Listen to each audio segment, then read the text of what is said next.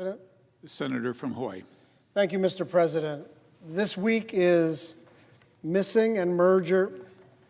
Mr. President, this week is Missing and Murdered Indigenous Women Awareness Week. And it is a sobering reminder of both the breathtaking scale of this tragedy that has plagued Native communities for generations and how far we still have to go to bring justice and healing to the victims and families affected by it. This crisis is likely out of view for most Americans, but it stares us in the face. Murder is the third leading cause of death for American Indian and Alaska Native women and girls, which is 10 times the national average. 10 times the national average. American Indians and Alaska Natives are more than twice as likely to experience violent crimes, including rape and sexual assault, than any other group of people in the United States. And in Hawaii, 64% of human trafficking survivors are Native Hawaiian. Even so, we still don't know the true extent of the crisis because for so long the federal government failed to take it seriously.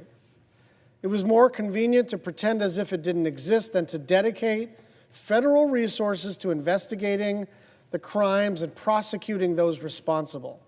And as a result, in far too many instances, justice has not been served, and families have not been able to begin the process of healing.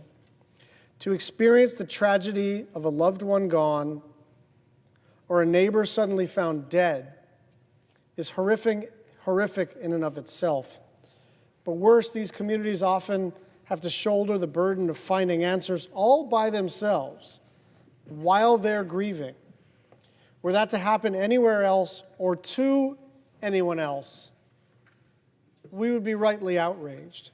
The fact that it's happening to Native Americans in cities like Anchorage and Albuquerque or remote reservations and on Hawaiian homelands should not change our outrage. After decades of underinvestment, Congress finally took steps to address this crisis when we reauthorized the Violence Against Women Act in 2022.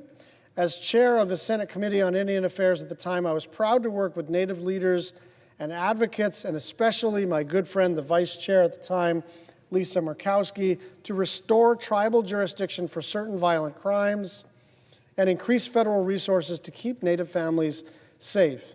And no one bill or action is going to remedy generations of neglect and injustice, but it was an important step forward along with other laws in turning the tide on this shameful and long-standing problem. There remains a lot of work to be done to ensure that Native people feel safe in their homes and their communities. And it's a priority that we continue to advance on the Indian Affairs Committee with the chairman, Lisa Murkowski, and many others. But today, we remember the many victims lost to this devastating epidemic of violence and recommit ourselves to helping to find justice and healing for all of those affected. I yield the floor.